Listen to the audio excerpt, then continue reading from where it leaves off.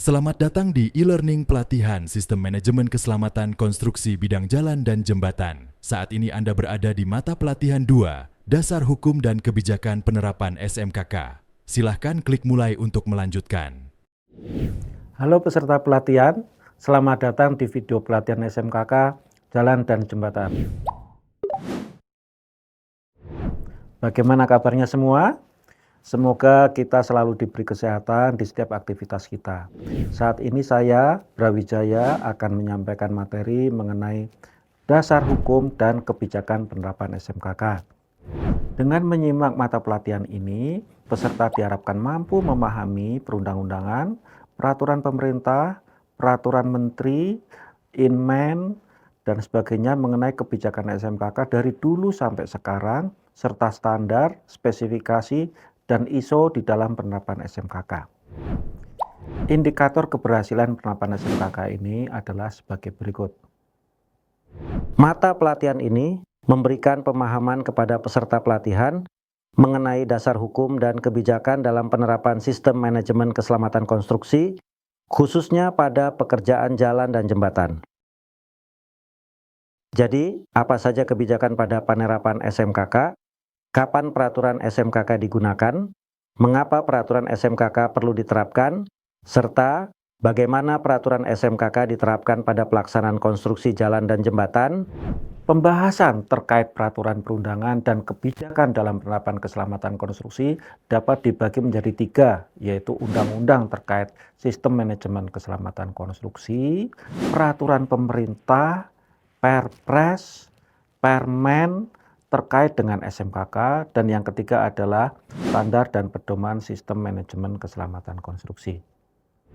Secara garis besar, berikut ini merupakan daftar regulasi dan pedoman terkait penerapan sistem manajemen keselamatan konstruksi, khususnya untuk pekerjaan konstruksi jalan dan jembatan.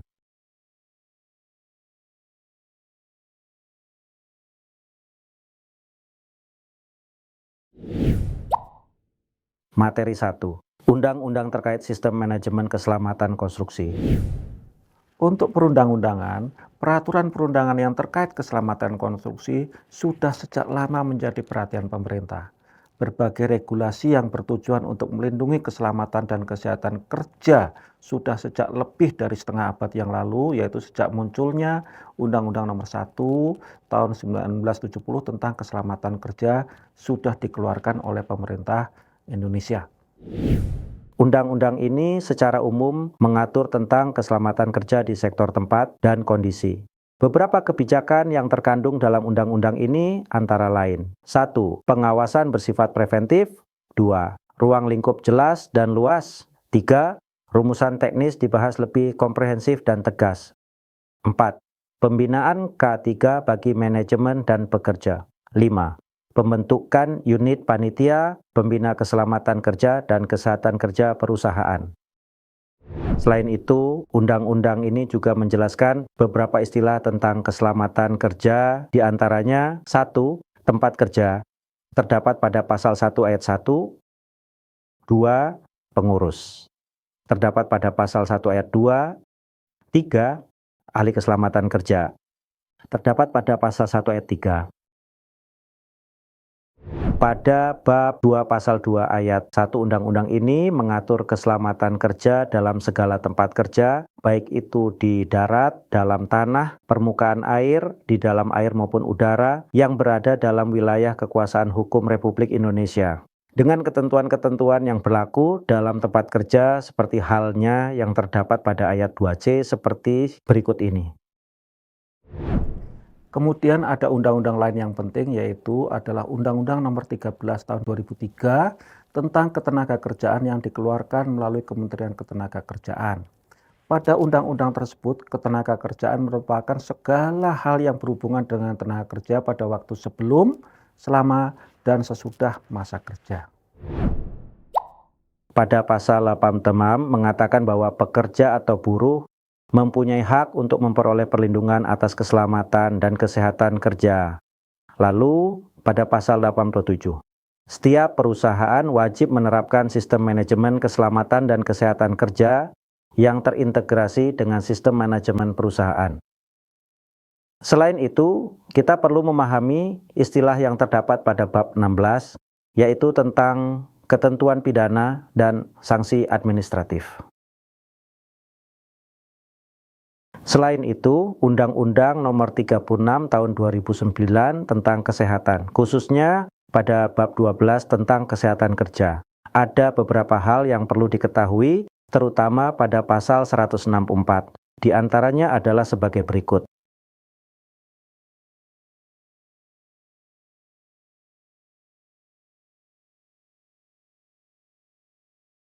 Berikutnya adalah Undang-Undang Nomor 24 Tahun 2011 tentang Badan Penyelenggara Jaminan Sosial. Undang-undang ini membentuk dua macam BPJS, yaitu BPJS Kesehatan dan BPJS Ketenagakerjaan, di mana terdapat program jaminan kecelakaan kerja, jaminan hari tua, jaminan pensiun, dan jaminan kematian bagi tenaga kerja. Kemudian terdapat beberapa undang-undang yang terkait, seperti undang-undang tentang jalan. Lalu undang-undang jasa konstruksi terbaru ya, saat ini adalah Undang-Undang Nomor 2 Tahun 2017 yang sudah mengalami perubahan melalui Undang-Undang Nomor 11 Tahun 2020 tentang Cipta Kerja. Di dalam undang-undang tersebut dibahas mengenai pemenuhan standar K4. Apa itu standar K4? K4 adalah singkatan dari keamanan, keselamatan, kesehatan, dan keberlanjutan, serta manajemen penyelenggaraan konstruksi. Pada pasal 59 Undang-Undang Nomor 2 Tahun 2017 ini menjelaskan bahwa setiap penyelenggaraan jasa konstruksi, pengguna jasa dan penyedia jasa wajib memenuhi standar K4 dengan pengesahan atau persetujuan atas dasar sebagai berikut. Kemudian standar K4 ini paling sedikit meliputi hal sebagai berikut. Standar K4, setiap produk jasa konstruksi diatur oleh Menteri Teknis terkait sesuai dengan kewenangannya. Dalam menyusun standar K4, Menteri Teknis ini harus memperhatikan kondisi geografis yang rawan gempa dan kenyamanan lingkungan terbangun. Kemudian pada pasal 80 dijelaskan bahwa pemerintah pusat dan atau pemerintah daerah sesuai dengan kewenangannya melakukan pengawasan terhadap penyelenggaraan jasa konstruksi dengan meliputi tertib penyelenggaraan, tertib usaha dan perizinan, serta tertib pemanfaatan dan kinerja penyedia jasa. Lalu pada pasal 96 dijelaskan mengenai sanksi administratif berupa peringatan tertulis, denda administratif, penghentian sementara kegiatan, pencantuman dalam daftar hitam, pembekuan izin, dan atau pencabutan izin. Lalu Undang-Undang Nomor 11 Tahun 2020 tentang Cipta Kerja hadir sebagai strategi pemerintah dalam rangka mendorong pertumbuhan ekonomi melalui peningkatan investasi dengan melakukan reformasi regulasi di bidang perizinan usaha. Pada pasal 59 ayat 1 dijelaskan bahwa dalam setiap penyelenggaraan jasa konstruksi, pengguna jasa dan penyedia jasa wajib memenuhi standar K4. Ketentuan lebih lanjut mengenai penyelenggaraan jasa konstruksi ini diatur dalam peraturan pemerintah. Di dalam undang-undang ini juga terdapat poin-poin yang berkaitan dengan lingkungan hidup yang merubah Undang-Undang 32 Tahun 2009 tentang perlindungan dan pengelolaan lingkungan hidup. Poin-poin tersebut diantaranya pasal 22 dengan rincian sebagai berikut. Lalu pasal 88 yang berisi sebagai berikut. Perintah. Berikutnya Undang-Undang Nomor 2 Tahun 2022 tentang perubahan kedua atas Undang-Undang Nomor 38 Tahun 2004 tentang jalan. Undang-undang ini juga penting karena menjelaskan mengenai lingkup dan ketentuan dari pembangunan jalan, ketentuan pelaksanaan konstruksi, sampai dengan audit keselamatan jalan. Materi pokok 2, Peraturan Menteri, Peraturan Pemerintah terkait SMKK. Pada tahun 2020, terbitlah Undang-Undang Nomor 11 Tahun 2020 tentang Cipta Kerja yang mengubah beberapa puluh undang-undang lainnya. Kemudian, akibat dari munculnya undang-undang tersebut, diterbitkanlah aturan turunannya, yaitu Peraturan Pemerintah Nomor 14 Tahun 2021 tentang perubahan atas Peraturan Pemerintah Nomor 22 tahun 2020 tentang pelaksanaan Undang-Undang Nomor 2 tahun 2017 tentang jasa konstruksi. Di dalam peraturan pemerintah tersebut terdapat pasal yang menyebutkan standar keamanan, keselamatan, kesehatan, dan keberlanjutan adalah pedoman teknis keamanan, keselamatan, kesehatan tempat kerja konstruksi, dan perlindungan sosial tenaga kerja, serta tata lingkungan setempat dan pengelolaan lingkungan hidup dalam penyelenggaraan jasa konstruksi. Kita tahu beberapa ketentuan yang disampaikan sebelumnya mengenai pasal 59 Undang-Undang Nomor 2 tahun 2017. Ketentuan tersebut dilaksanakan pada PP 14 tahun 2021 ini dengan penambahan ketentuan bahwa penyelenggaraan usaha jasa konstruksi harus menerapkan prinsip konstruksi berkelanjutan. Kemudian aturan pelaksanaan SMKK ini juga dilanjutkan ke poin-poin berikutnya. Lalu pada pasal 85 dijelaskan mengenai kegagalan bangunan dan penilai ahli. Selanjutnya pada pasal 123A dijelaskan mengenai Komite Keselamatan Konstruksi. Kemudian selain PP 14 tahun 2021 tadi, beberapa peraturan pemerintah terkait SMKK lainnya adalah sebagai berikut.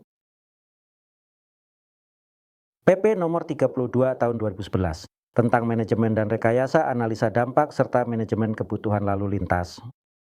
Dalam pelaksanaan konstruksi di lapangan, kondisi di sekitar area konstruksi perlu dikelola agar masyarakat dan pengguna jalan lainnya tetap aman dan nyaman dalam beraktivitas. Maka pada PP ini diatur pada pasal berikut ini. Pertama, pasal 28 dengan rincian sebagai berikut. Lalu pasal 30 dengan rincian sebagai berikut.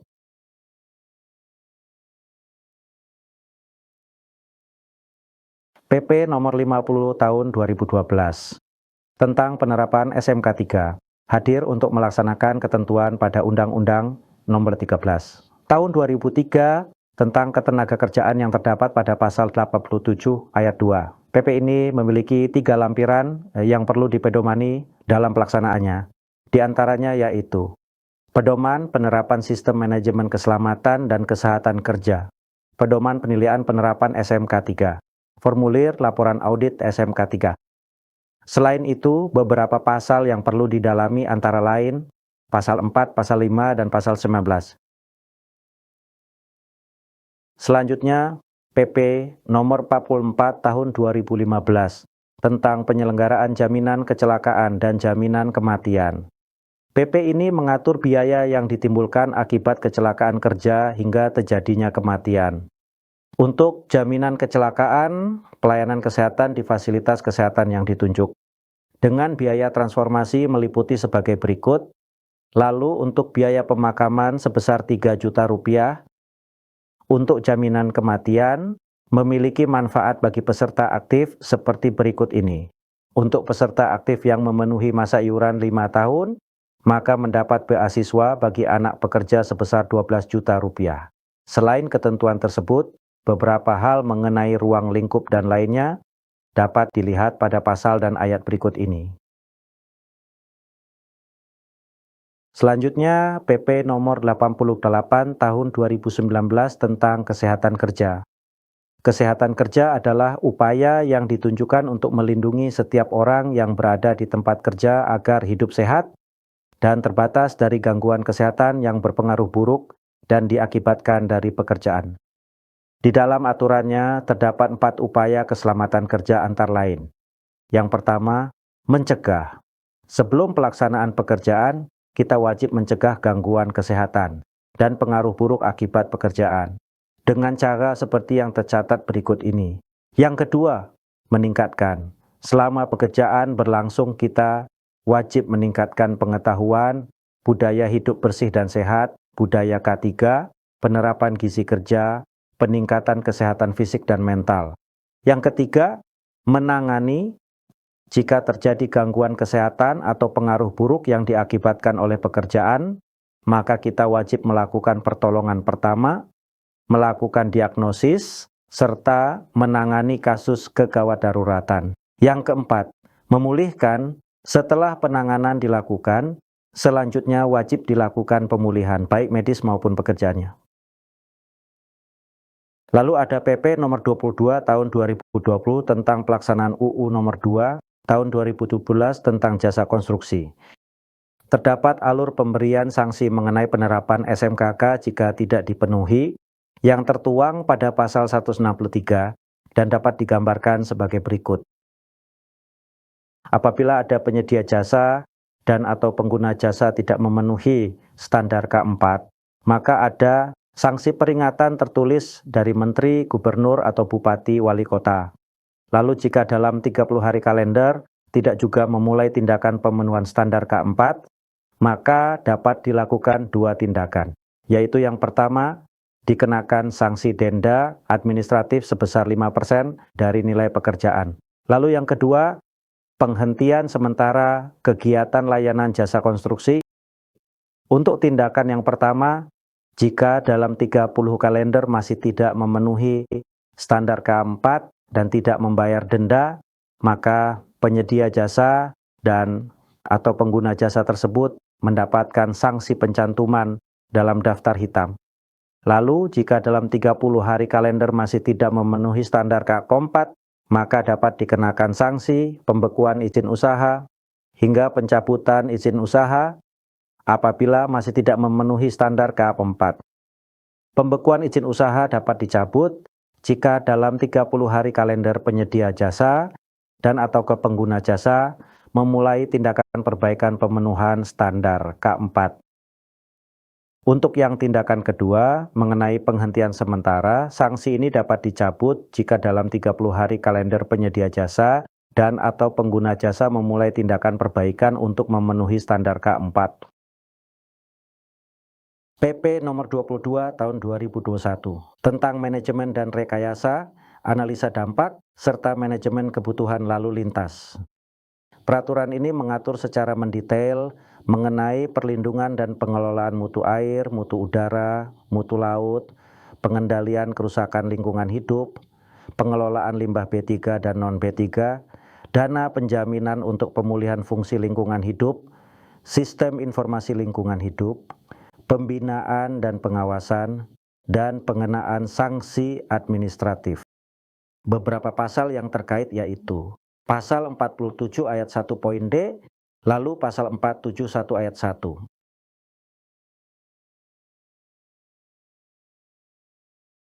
Jika kita kembali melihat mengenai jabaran undang-undang dan peraturan pemerintah yang dijelaskan sebelumnya, ada beberapa peraturan yang saling berkaitan. Berikut merupakan penjelasannya.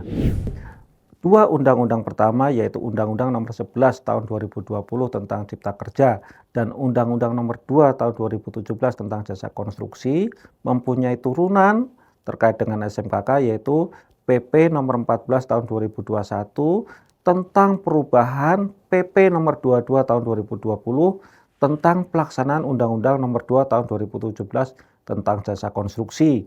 Sementara itu, undang-undang lainnya yaitu Undang-Undang nomor 13 tahun 2003 tentang ketenagakerjaan dan turunan yang berkaitan dengan SMKK adalah PP nomor 50 tahun 2012 tentang penerapan sistem manajemen keselamatan dan kesehatan kerja atau SMK 3.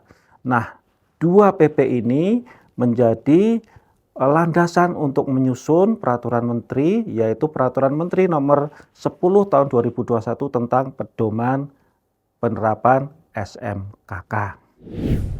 Permen PUPR nomor 10 tahun 2021 ini menjadi acuan bagi instansi pemerintah dan swasta di dalam menerapkan SMKK dengan menyesuaikan struktur organisasi di unit organisasi masing-masing.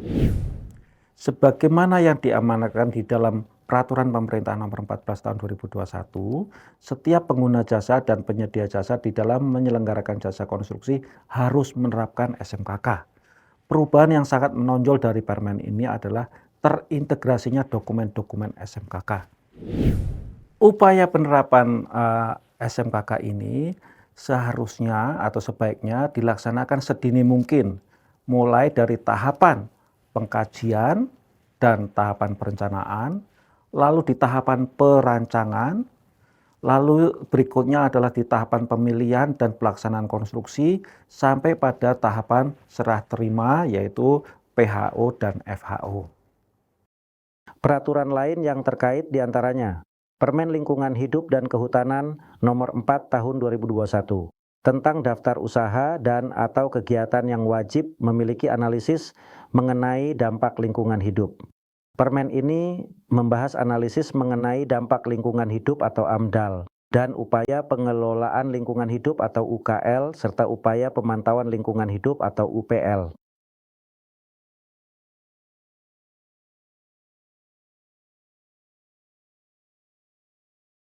Lebih detail mengenai peraturan ini dapat dilihat pada uraian berikut ini.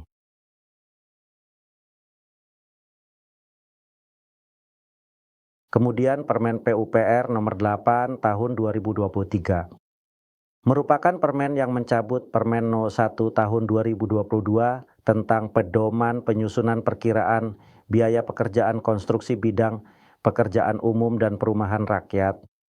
Berikut merupakan uraian pasal 22 pada permen tersebut.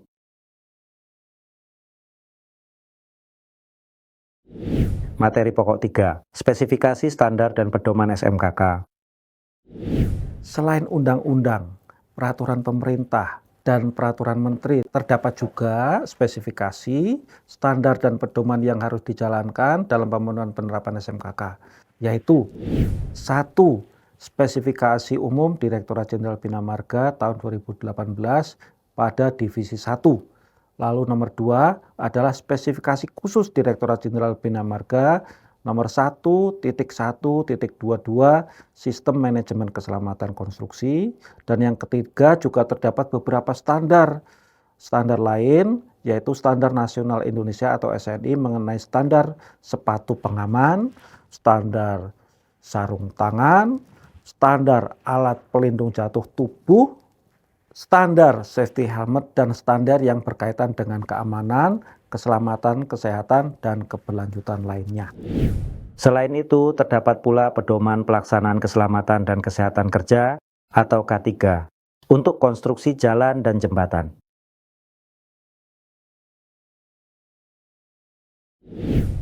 Demikian sekilas penjelasan mengenai dasar hukum dan kebijakan penerapan SMKK. Semoga materi ini dapat dipahami dan bermanfaat bagi teman-teman semuanya. Terima kasih, selamat belajar.